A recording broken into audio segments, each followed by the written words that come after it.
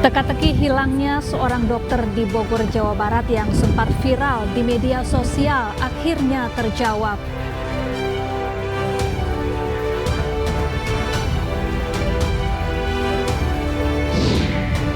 Pemimpin Hamas membantah dan menyebut klaim penemuan senjata di Rumah Sakit Al-Shifa sebagai rekayasa Israel belaka.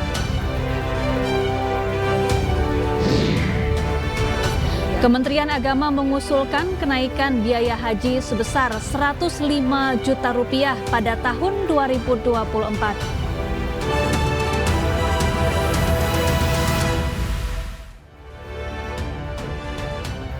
Halo, selamat sore pemirsa. Demikian tadi berita pilihan iNews Sore bersama saya Syafaati Suryo. Pemirsa, sejumlah warga turut membantu aparat untuk mengevakuasi material pesawat TNI AU yang jatuh di Pasuruan, Jawa Timur.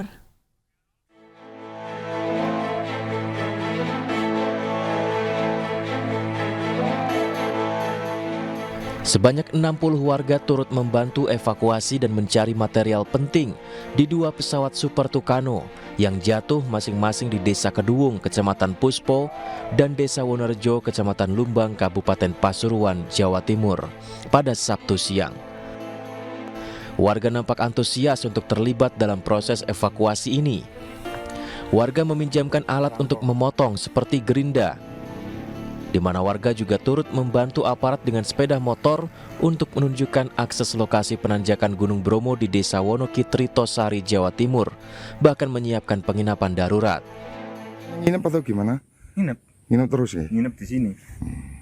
Kalau sekarang ini nginep di tempatnya, lokasinya itu. Warga ya, maksudnya bantu Pak ya? Iya. Peralatan juga. Pertolongan warga ini dilakukan demi mengumpulkan material bangkai-bangkai pesawat TNI Angkatan Udara yang jatuh dan diketahui penyebabnya. Dari Pasuruan, Jaka Samudra, iNews melaporkan. Pemirsa, teka-teki hilangnya seorang dokter di Bogor, Jawa Barat yang sempat viral di media sosial terjawab sudah. Sang dokter yang sedang hamil ternyata tidak hilang, melainkan kabur meminta pertolongan karena sering dianiaya suaminya.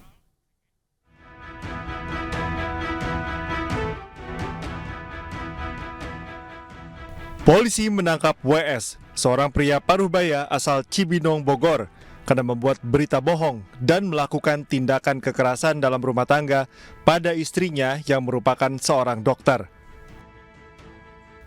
WS melaporkan istrinya hilang selama 3 hari setelah meninggalkan rumah mereka. Berita kehilangan sang dokter pun viral di media sosial.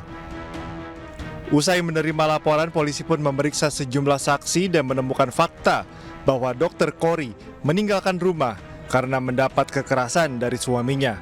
Korban pun berusaha mencari pertolongan. Tak butuh waktu lama, polisi langsung menangkap pelaku. Ya, KDRT-nya bentuknya adalah sudah sering berulang menurut hasil pemeriksaan dari korban bahwa yang bersangkutan mengalami kekerasan dalam rumah tangga sering dan berulang. Ditambah kami menemukan saat kejadian hari pagi, kami menemukan bukti yang dimana penjual bubur melihat kejadian tersebut. Polisi masih terus melakukan penyidikan dan akan memeriksa kejiwaan WS. Pelaku dijerat dengan pasal berlapis, yakni kekerasan dalam rumah tangga dan penyebaran berita bohong dengan ancaman kurungan maksimal 15 tahun penjara. Ya, untuk mengetahui informasi selengkapnya kami telah terhubung dengan Kasih Humas Polres Bogor, ada Ibtu Desi Triana. Selamat sore Bu Desi, apa kabar? Selamat sore Mbak Safa. Baik, Bu Desi, bagaimana kondisi korban KDRT Dr. Kori, mengingat korban sedang hamil 6 bulan ya Bu ya?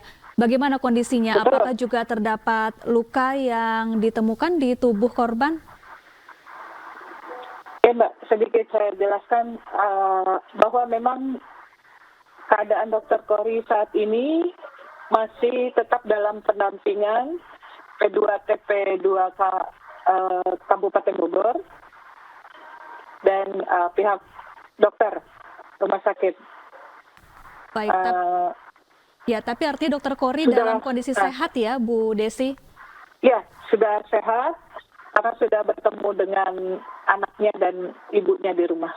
Apakah saat ini Dokter Kori masih di rumah aman atau sudah pulang ke rumah? Berkumpul dengan anak dan ibunya. Baik Bu Desi, terkait KDRT yang dilakukan oleh suami Dokter Kori, sudah sejak kapan suami Dokter Kori kerap menganiaya Dokter Kori, Bu Desi? Ya, sebenarnya kejadian KDRT ini sudah dari mulai mereka menikah dari 2011, tetapi tidak sampai parah. Dilakukan perbuatan KDRT terhadap korban hampir 10 kali. Baik.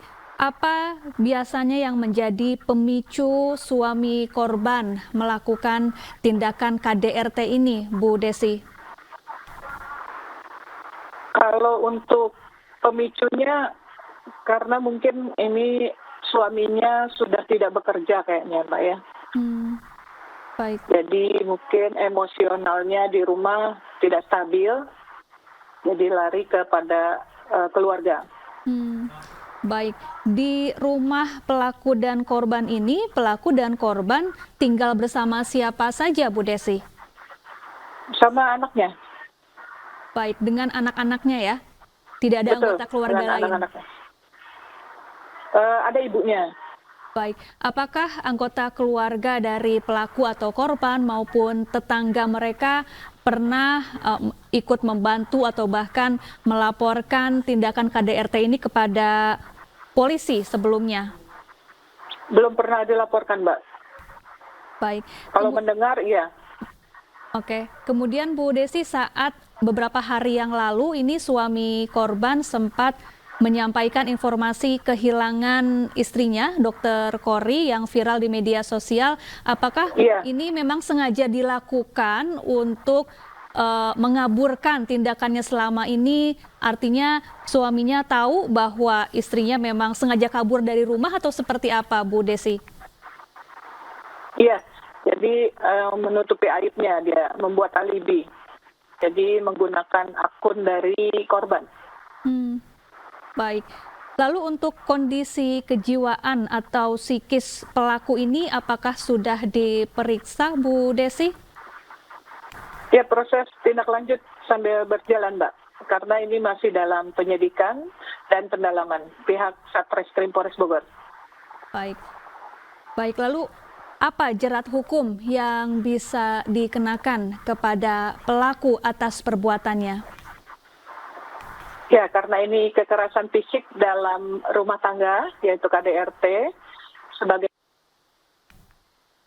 dalam pasal 44 Undang-Undang RI nomor 23 tahun 2004 tentang penghapusan kekerasan dalam rumah tangga dengan ancaman kurungan penjara selama 5 tahun, Mbak. Baik, terima kasih Ibtu Desi Triana, Kasih Humas Polres Bogor telah bergabung bersama kami di iNews Sore. Pemirsa, militer Israel mengklaim menemukan senjata lengkap dengan amunisi di Rumah Sakit Al-Shifa di jalur Gaza. Informasi selengkapnya sesaat lagi, tetaplah bersama kami di iNews Sore.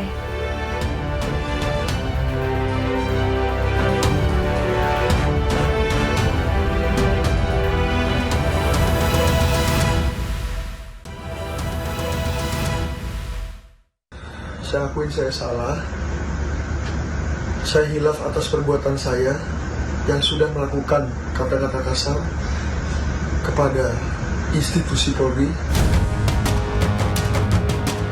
Meski telah meminta maaf atas pernyataan yang menghina institusi Polri, anak artis Willy Dozan, Leon Dozan, ditetapkan menjadi tersangka. Leon Dozan ditahan di Polres Metro Jakarta Pusat karena menghina Polri dan dugaan penganiayaan terhadap kekasihnya RNA. Kapolres Metro Jakarta Pusat Kombes Pol Susatyo Purnomo mengatakan pelaku aniaya korban karena terbakar cemburu. Sementara terkait hasil tes urin, Leon Dozan negatif dari narkoba. mulai hari ini kami juga sudah intensif melakukan pemeriksaan pengembangan terhadap perkara ini. Alasan pelaku menantang institusi Polri kenapa, Pak?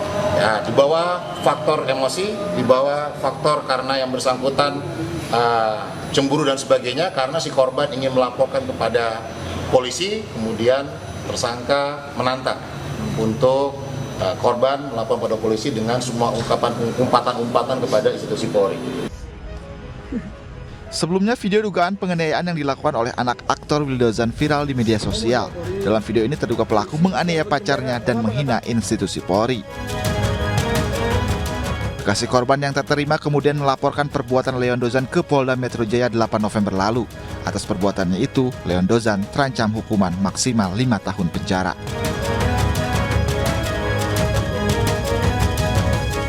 Ya, untuk membahas informasi terkait perang propaganda Israel di jalur Gaza, kami telah terhubung dengan Ketua Presidium Mercy Indonesia, ada Bapak Sarbini Abdul Murad, dan juga pengamat Timur Tengah, ada Pak Hasibullah Satrawi. Assalamualaikum warahmatullahi wabarakatuh. Pak Sarbini dan Pak Hasibullah, apa kabar? Baik, Pak. Mbak Syafa, alhamdulillah sehat. Ya, saya ingin ke Pak Sarbini terlebih dahulu. Pak Sarbini, sebelumnya saya ingin bertanya bagaimana kondisi 3 relawan Mercy asal Indonesia yang saat ini masih berada di Gaza, Palestina. Ya, Mbak Syafa, bahwa sudah hari ke-8 relawan Mercy belum dapat kita kontak, dan kita mencoba untuk menggunakan saluran ataupun relasi-relasi kita yang ada di Gaza, terutama di Gaza Utara, untuk mencari tahu keberadaan 3 relawan kita. Alhamdulillah 3 relawan kita ini sekarang dalam keadaan sehat, dan mereka sekarang tuh tetap di rumah sakit untuk memberikan bantuan atau melakukan sesuatu yang terbaik bagi warga Gaza yang hari ini mereka masih berlindung di rumah sakit dan sekitar rumah sakit, serta korban-korban masih berjejeran di seluruh koridor yang ada rumah sakit di Indonesia. Jadi 3 relawan kita ini memang kita belum bisa kontak karena masalahnya yang sama sekali tidak bisa kita tidak connecting jaringan. Tapi alhamdulillah ada relawan ada relasi kita yang memberitahukan mereka hari ini keadaan sehat. Baik, jadi kondisi ketiga relawan Mercy di Gaza dalam kondisi baik ya Pak Sarbini, hanya saja kesulitan untuk berkomunikasi secara langsung begitu. Lalu berdasarkan komunikasi dengan pihak-pihak di Gaza hingga saat ini, bagaimana situasi atau kondisi rumah sakit di sana? Karena kabarnya sudah ada beberapa rumah sakit yang tutup total begitu ya Pak Sarbini? Iya, karena kemarin itu kan Direktur Rumah Sakit mengatakan bahwa rumah sakit Indonesia sudah tidak operasional lagi.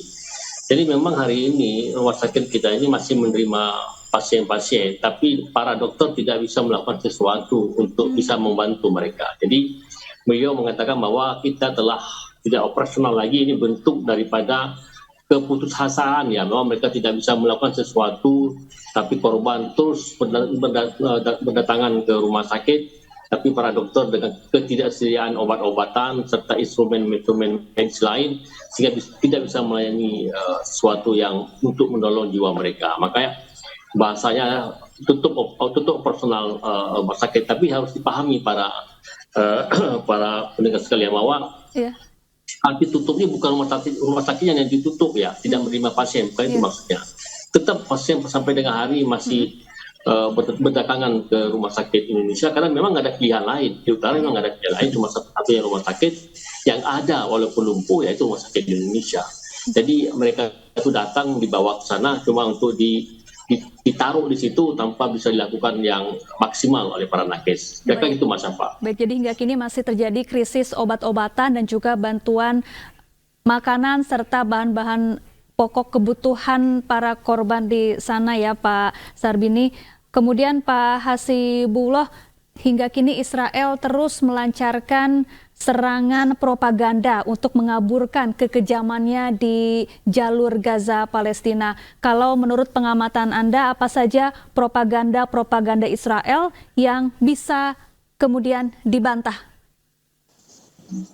Ya, saya dari awal perang ini meletus mendekati atau memahami perang ini dengan 3 pendekatan, yaitu perang fisik, perang citra, dan perang psikologis atau perang propaganda yang kedua. Jadi yang saya lihat dalam awal pertama bulan kedua ini, Israel coba melakukan intensitas di dalam mencoba merebut citra, karena 1 bulan penuh itu Israel coba melakukan bombardir secara fisik, dan di bulan kedua ini dia melakukan upaya-upaya untuk bisa membalikkan opini atau memenangkan secara citra atau secara propaganda. Walaupun saya melihat justru semakin ke sini perang yang dilakukan oleh Israel secara propaganda justru semakin memojokkan dirinya sendiri. Kenapa? Karena satu yang saya lihat dari awal itu, Israel cenderung bermain play victim, bermain sebagai korban di situ. Dan kadang-kadang tidak jarang apa yang disampaikan itu tidak sesuai dengan kenyataan. Yeah. Saya ambil sebagai satu contoh yang paling nyata, yaitu awal-awal serangan ini terjadi, Israel menyampaikan kepada dunia barat terutama bahwa Hamas ini sampai pada tahap membunuh anak-anak. Dan itu yang membuat kenapa banyak elit di dunia barat terutama Amerika itu sampai pada tahap statement yang offset, yang ternyata di kemudian hari dikoreksi. Misalkan ternyata pembunuhan anak yang digambarkan itu ternyata setelah dicek itu adalah salah satu hewan misalkan. Jadi itu hal-hal yang akhirnya membuat dunia termasuk yang selama ini memihak Israel itu kayak semacam mengatur kembali sikapnya. Nah yang kedua yang sekarang dilakukan oleh Israel adalah dengan propaganda bahwa rumah sakit ini dijadikan sebagai basis serangan ataupun basis komando seperti disampaikan, atau mungkin malah terowongan, atau mungkin malah adanya sandera. Nah ini juga sebagian negara saya melihat masih kayak terpengaruh dengan Israel, walaupun sepertinya sudah lebih hati-hati. Dan bukan hanya 2 isu ini aja, sebenarnya Israel juga mencoba, selain dengan bukti-bukti tadi, dia ingin memojokkan Hamas. Yang saya lihat ya, misalkan dia menyebut Hamas dalam satu tarikan nafas sebagai ISIS, ya. Jadi dia ingin dunia menyikapi Hamas sebagaimana dunia menyikapi ISIS. Karena itu dia menggunakan kayak semacam hashtag yang menggabungkan ISIS Hamas. Jadi Hamas adalah ISIS, ISIS adalah Hamas. Walaupun saya juga melihat bukan hanya kita, itu beberapa akademisi yang terkait dengan gerakan ekstremisme di Amerika sendiri itu membantah itu. Minimal karena 2 alasan utama. Yang pertama adalah benar bahwa Hamas memang punya cenderung keislaman. Dia kelompok Islam. Tapi yang tidak dipahami oleh Israel barangkali dan orang yang mendukung, bahwa Hamas ini masih di dalam koridor nasionalisme Palestina. Jadi Hamas kalau dibayangkan dalam konteks Indonesia itu mirip seperti ormas-ormas Islam, ormas-ormas agama yang ingin membawa inspirasi agama tapi tetap di dalam konteks nasionalisme Indonesia. Nah Hamas adalah tetap dalam konteks nasionalisme Palestina. Nah yang kedua Mbak, yang ingin saya sampaikan, kenapa ISIS berbeda dengan Hamas? Karena Hamas dia tidak menjadi teritori atau mengambil tanah orang, sebagaimana ISIS melakukan itu di sebagian Syria dan Irak. Kemudian dia deklarasi dan mengundang para umat di luar wilayah ini untuk datang ke ISIS. Nah, 2 hal ini yang mungkin tidak disadari oleh Israel dalam melakukan propaganda. Ya, Pak Hasibullah, lalu bagaimana pihak-pihak yang memiliki otoritas seharusnya menyelidiki hal-hal ini? Kita lanjutkan usai jeda nanti. Pemirsa jangan kemana-mana, Inews Sore akan kembali usai jeda, tetaplah bersama kami.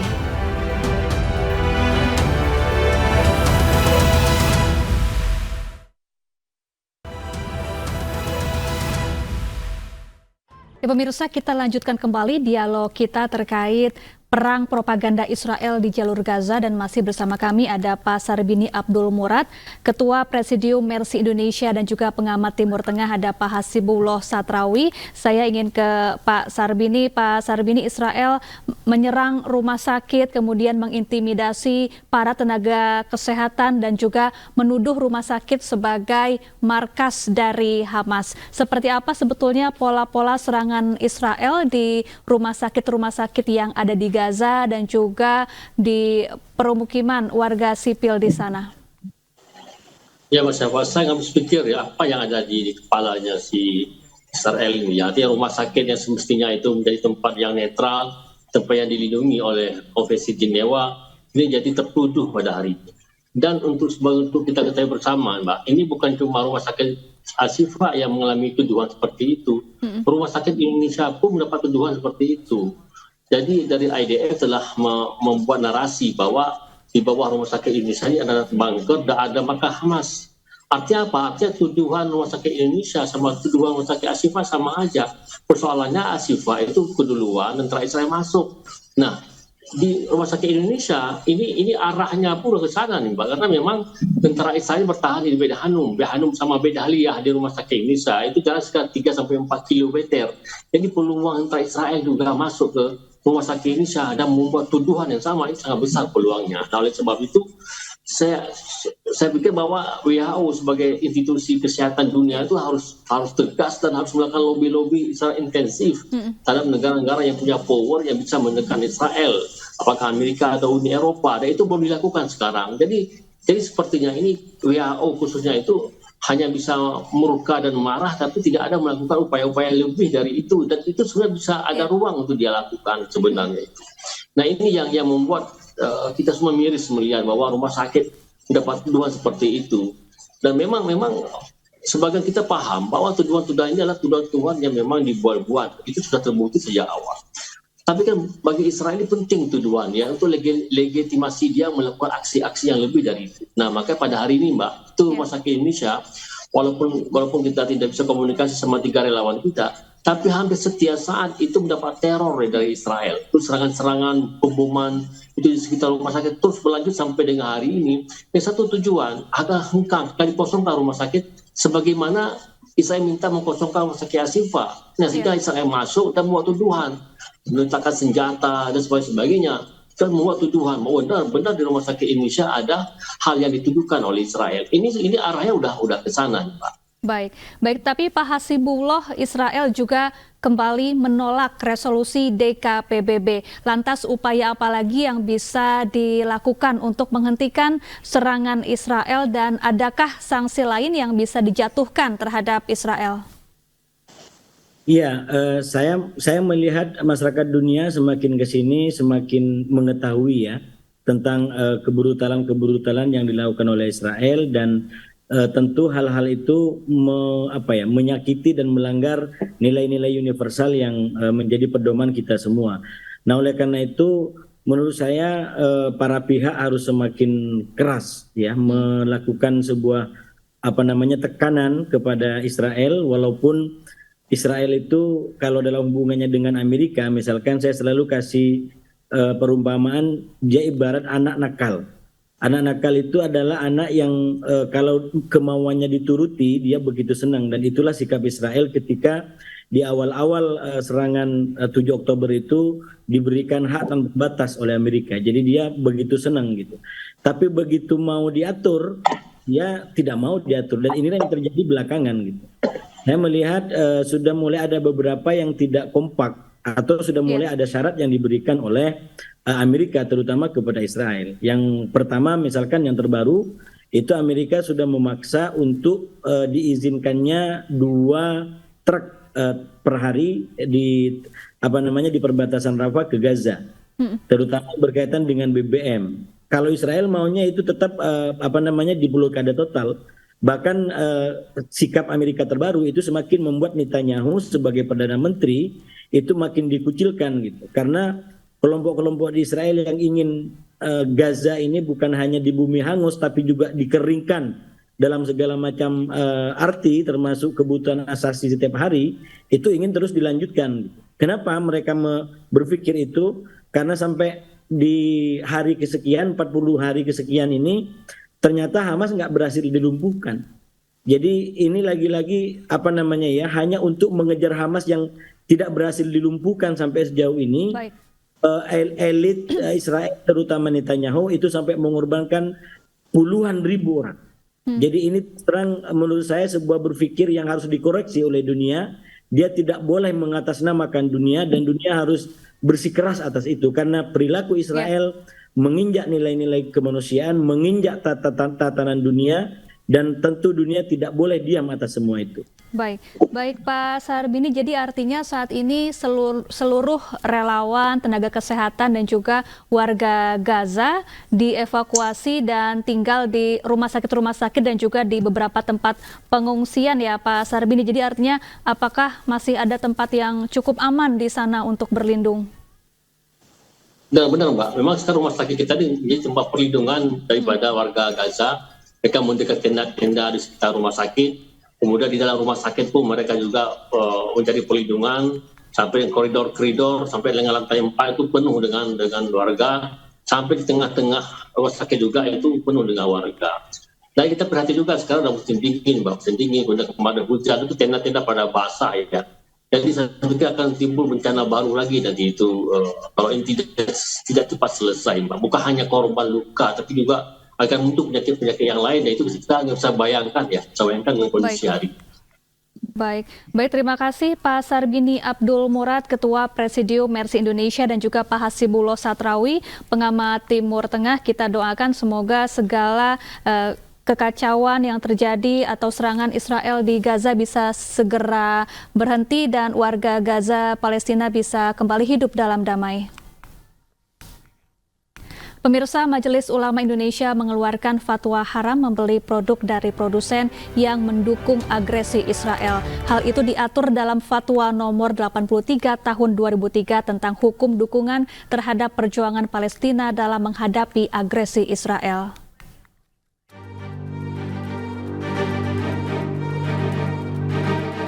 Majelis Ulama Indonesia mengeluarkan fatwa haram untuk membeli produk-produk yang mendukung agresi Israel. Hal ini dilakukan sebagai bentuk komitmen MUI dalam mendukung kemerdekaan Palestina. Selain menegaskan haramnya pembelian produk pendukung Israel dalam fatwa nomor 83 tahun 2003 ini, juga merekomendasikan agar pemerintah mengambil langkah tegas untuk membantu perjuangan Palestina. MUI juga kembali mengingatkan kepada masyarakat Indonesia untuk terus boikot produk buatan Israel agar agresi dapat segera terhenti. Maka fatwa ini menegaskan tentang kewajiban setiap muslim untuk memberikan dukungan terhadap perjuangan kemerdekaan Palestina, dan sebaliknya menegaskan bahwa hukum pembelaan atau pendukungan terhadap agresi Israel atau dukungan terhadap pihak yang membantu agresi Israel hukumnya haram. Nah, dalam konteks inilah didudukkan aktivitas masyarakat untuk melaksanakan gerakan boikot, gerakan divestasi, dan juga gerakan sanksi, baik itu secara politik, secara sosial, secara ekonomi, agar Israel dapat menghentikan perang.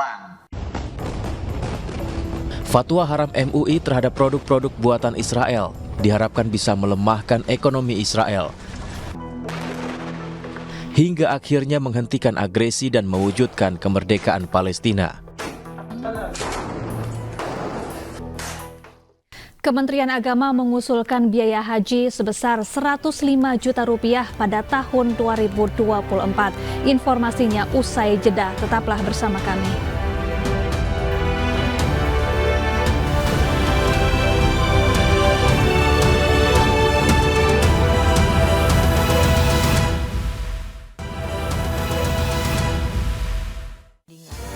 Terus kemudian yang kedua kan tugasnya dengan baik, dan akhirnya Kementerian Agama dan Komisi 8 DPR RI menggelar rapat kerja di Gedung Parlemen Senayan, Jakarta Selasa kemarin.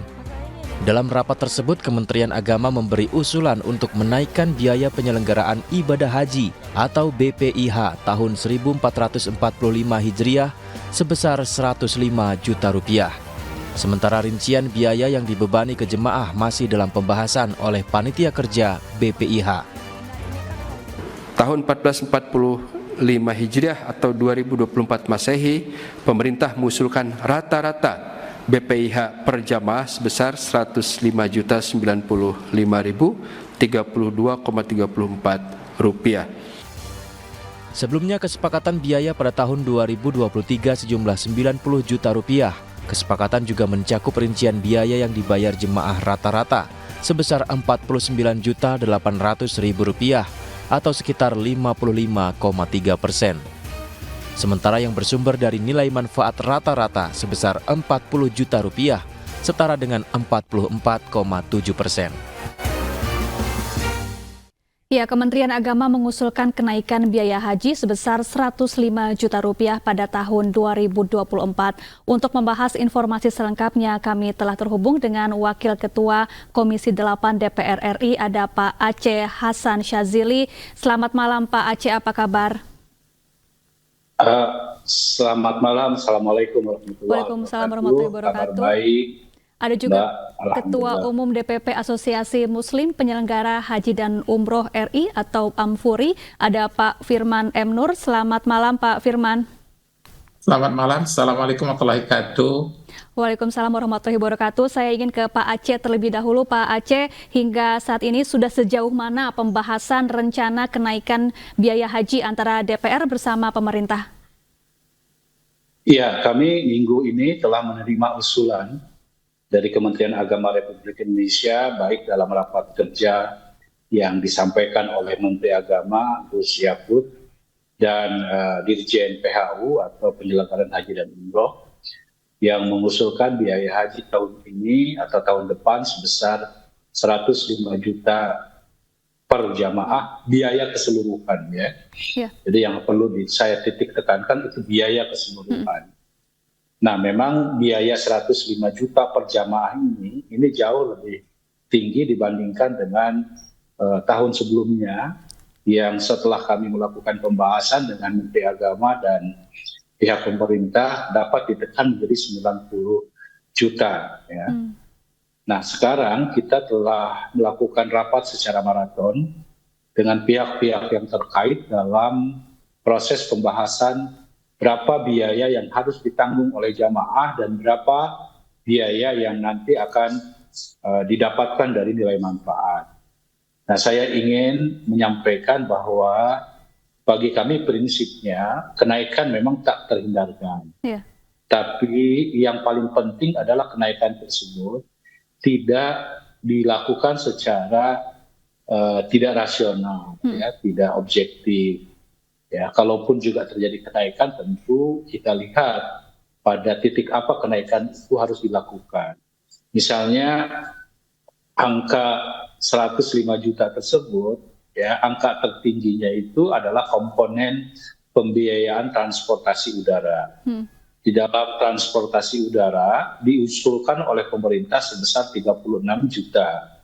Sementara pada tahun yang lalu itu biaya untuk maskapai penerbangan itu rata-rata kisarannya sebesar 32 juta. Nah, ada kenaikan sampai 4 juta, tentu kami akan berisik dan kami telah melakukan pembicaraan dengan pihak Garuda bahwa ya tentu pihak Garuda sendiri belum menawarkan harga karena mereka juga harus menyesuaikan dengan kondisi depresiasi mata uang, karena pembelian berbagai komponen penerbangan tersebut itu menggunakan mata uang dolar ya. Karena itu akan disesuaikan. Yang kedua misalnya soal biaya makan ya yang diberikan kepada calon jemaah haji, yang itu memang pada tahun yang lalu misalnya 17,5 rial per jamaah, kemarin naik menjadi 18,5 per jamaah, ditambah dengan komponen makanan yang lain yang akan ditambahkan kuantitasnya. Tentu kami harus dalami ya, dan mudah-mudahan tentu keputusan tentang BPIH ini akan bisa diputuskan akhir bulan November ini. Satu hal yang perlu diketahui oleh masyarakat bahwa 105 juta itu BPIH biaya keseluruhan. Kami juga sedang memformulasikan, karena biaya haji itu terdiri dari 2 bagian. Yang dibayar langsung oleh jamaah dan ada yang berasal dari nilai manfaat dari dana kelolaan yang dikelola oleh Badan Pengelola Keuangan Haji. Dalam kasus tahun yang lalu, para jamaah Indonesia ini kan membayar 49 juta dari biaya sebesar 90 juta. Jadi ada semacam dalam tanda kutip subsidi yang berasal dari pengelolaan nilai manfaat sebesar 40 juta. Nah, kami pun tahun ini juga akan melakukan hal yang demikian. Ada biaya yang langsung dibayar oleh jamaah, ada yang nanti berasal dari optimalisasi nilai manfaat. Sehingga tentu nanti para jamaah yang telah membayar pendaftaran 25 juta, ini nanti tinggal melunasi berapa sisa yang harus dibayar setelah kami juga mengkalkulasi berapa nilai manfaat. Tapi tentu komposisinya harus lebih besar biaya yang dibayar langsung oleh jamaah daripada subsidi, karena ini menyangkut dengan konsep haji sendiri harus istitoah. Kami menginginkan tentu biayanya tidak lebih dari 100 juta. Kalau dari Amfuri, apakah setuju jika biaya ibadah haji ini naik menjadi di atas 100 juta rupiah? Apakah angka 105 juta rupiah ini rasional, Pak Firman?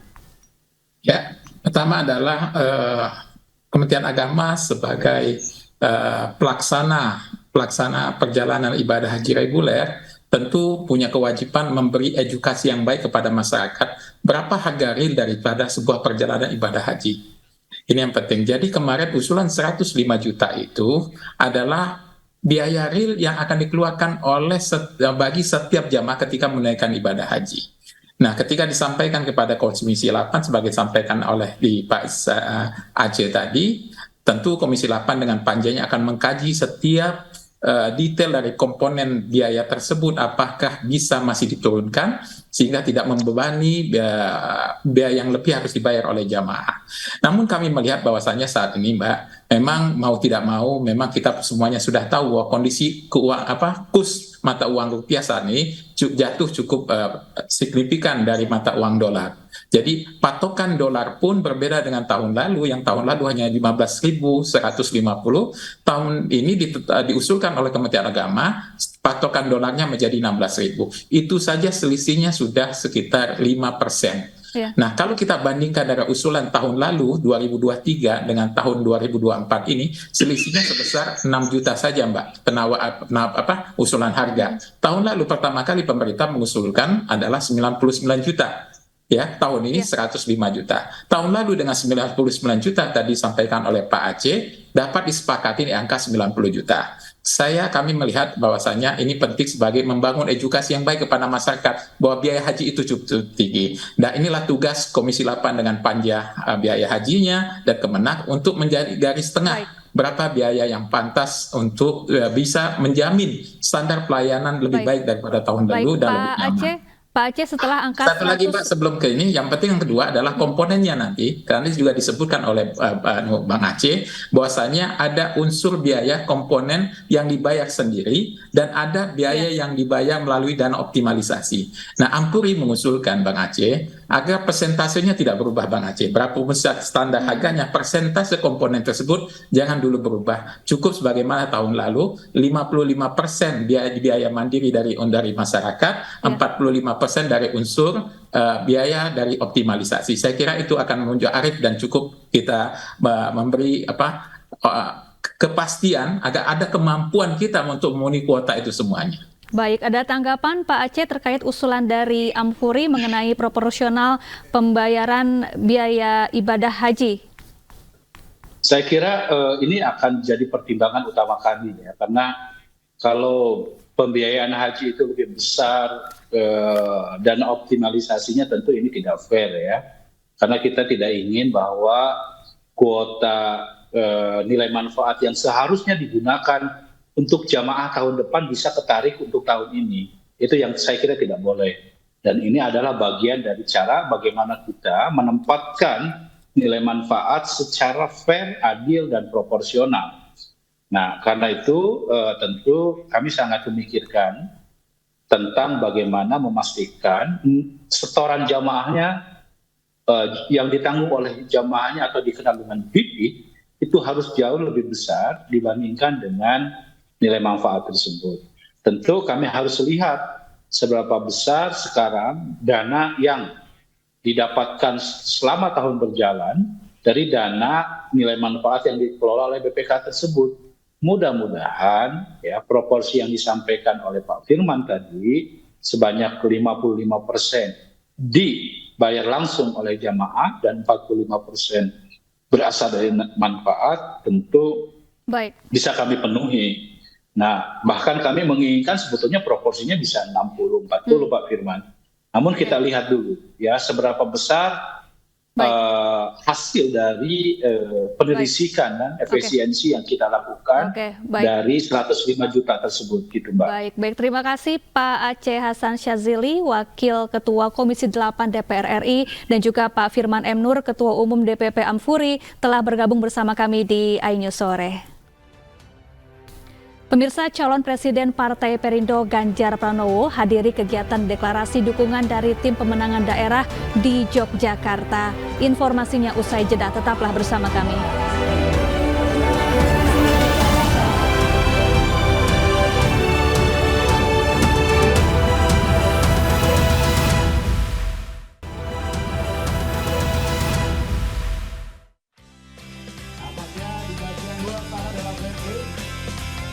Line up terbaru dari seri ban Ecopia EP300 Enlighten resmi diluncurkan oleh perusahaan ban terbesar, yaitu Bridgestone Tire Indonesia.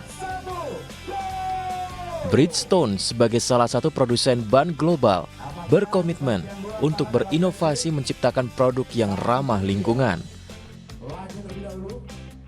Kehadiran EP300 Enlighten diharapkan dapat menjawab kebutuhan konsumen akan produk ban yang ramah lingkungan. Penggunaan teknologi Enlighten memberi dampak signifikan pada rendahnya produksi CO2 karena adanya penekanan konsumsi bahan bakar. Teknologi yang disematkan pada Ecopia EP300 Enlighten terbukti mampu meningkatkan daya cengkraman ban untuk memiliki jarak pengereman yang lebih pendek. Pada hari ini salah satu keunggulan yang paling utamanya di mana ban ini menggunakan bahan yang tentunya lebih ramah lingkungan, itu satu. Dan kedua, dengan RRC yang lebih rendah, karena tentunya tadi komponen berbeda, ban ini menyebabkan RRC-nya, jadi yaitu rolling resistance coefficient-nya menjadi lebih rendah. Our Ecopia EP300 with its all improvement will follow our EP150 success. On top of that, we have a superior quality product, and we are quite confident that Indonesian customers will choose the best tire for their. Selain unggul dalam performa, Ecopia EP300 Enlighten hadir dalam 3 ukuran dan akan mengisi segmen kendaraan MPV dan small SUV. Dari Karawang, Jawa Barat, Muhammad Fahrudin, iNews melaporkan.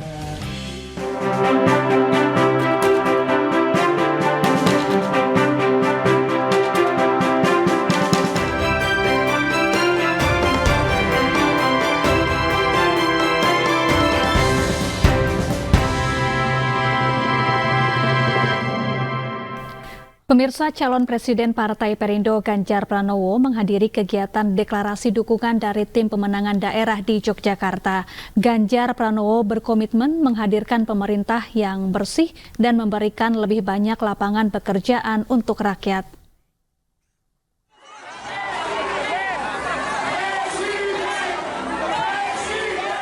Kedatangan calon Presiden Ganjar Pranowo di Pendopo Agung Ambarukmo Sleman, Yogyakarta disambut meriah oleh ratusan massa pendukungnya. Capres nomor urut 3 ini sengaja datang untuk menghadiri deklarasi tim pemenangan daerah TPD, Wilayah Daerah Istimewa Yogyakarta. Dalam sambutannya, Ganjar Pranowo menyampaikan rasa terima kasihnya atas terbentuknya tim pemenangan daerah. Ia berkomitmen akan menghadirkan pemerintahan yang bersih dan anti KKN, serta membuka lebih banyak lagi lapangan kerja dengan membuka investasi yang menguntungkan masyarakat serta kepastian hukum yang baik. Bapak Ibu, ada program yang kita tunjukkan. Hari ini masyarakat butuh lapangan kerja lebih banyak. Investasi harus masuk, izin harus gampang, tidak ada pungli dan ada kepastian hukum di dalamnya, maka mengalirlah itu dan terciptalah lapangan kerja lebih banyak. Sementara itu, Dewan Pimpinan Wilayah Partai Perindo Daerah Istimewa Yogyakarta optimistis Capres Cawapres Ganjar Pranowo Mahfud MD akan meraup perolehan suara hingga 70% pada Pilpres 2024 mendatang. Apresiasi banget terhadap Ganjar dan Mahfud. Kita yakin bisa mencapai 70% untuk pencapaian ini. Jadi Perindo sendiri dengan antusias menjadikan Ganjar dan Mahfud sebagai presiden. Mantan Gubernur Jawa Tengah 2 periode ini juga menyampaikan pesan untuk tetap selalu menjaga ketertiban kepada para relawan tim pemenangan daerah Ganjar Mahfud di Yogyakarta. Dari Sleman, Yogyakarta, Heru Trijoko, iNews melaporkan. Calon Wakil Presiden nomor urut 2 Gibran Rakabuming Raka menghadiri konsolidasi tim pemenangan di Provinsi Jambi. Gibran Rakabuming Raka disambut antusias oleh ribuan simpatisan saat menghadiri konsolidasi tim kampanye daerah di Provinsi Jambi. Acara ini juga dihadiri pengurus partai politik pendukung dan sejumlah tim kampanye nasional.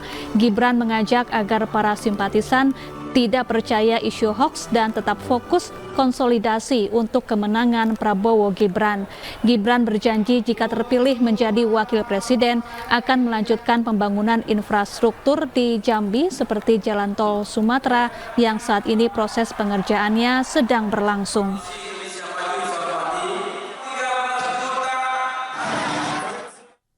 Sementara itu, pasangan Capres dan Cawapres Anies Baswedan Muhaimin Iskandar menghadiri Ijtima Ulama dan tokoh nasional di Majelis Az-Zikra Sentul Bogor. Kedatangan Capres-Cawapres Koalisi Perubahan ini disambut antusias oleh para jemaah termasuk ulama dan tokoh-tokoh yang berasal dari seluruh provinsi di Indonesia. Momen berkumpulnya para ulama ini menjadi sarana bagi pasangan Amin dalam memaparkan visi misi yang dibawa pada pemilu 2024, yaitu Indonesia adil dan makmur untuk semua. Beragam gagasan dikemukakan mulai dari konflik pertikaian antar etnis, kesenjangan sosial hingga kompetensi pembangunan sumber daya manusia di Indonesia. Selain pertumbuhan ekonomi, pasangan Amin juga berfokus dalam pemerataan berkelanjutan dan pembangunan manusia akhlakul karimah demi menyongsong Indonesia makmur untuk semua.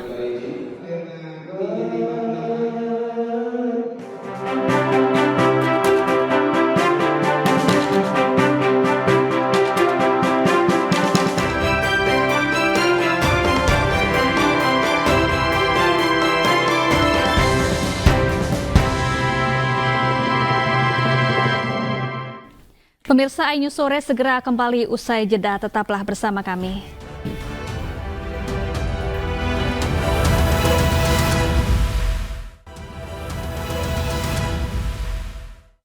Pemirsa, komitmen MNC Peduli untuk meningkatkan minat baca dan literasi anak Indonesia kembali ditunjukkan melalui program Generasi Cerdas Anak Bangsa. Kali ini MNC Peduli memberikan bantuan berupa buku bacaan kepada anak-anak di TPQ Cahaya Islam di Kabupaten Bangkalan, Madura, Jawa Timur.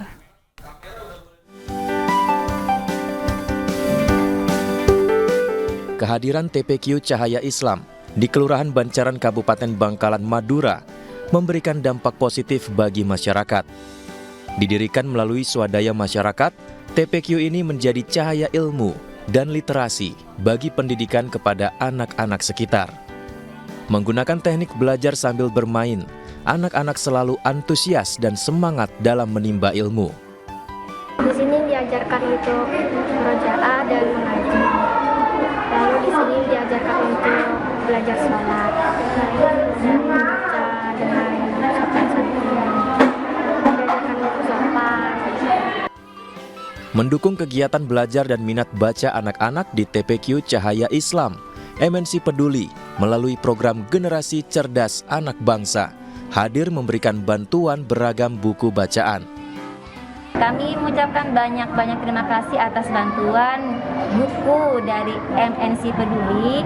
Insya Allah buku-buku ini sangat bermanfaat karena memang di sela-sela kegiatan kami, santri-santri kami senang membaca buku.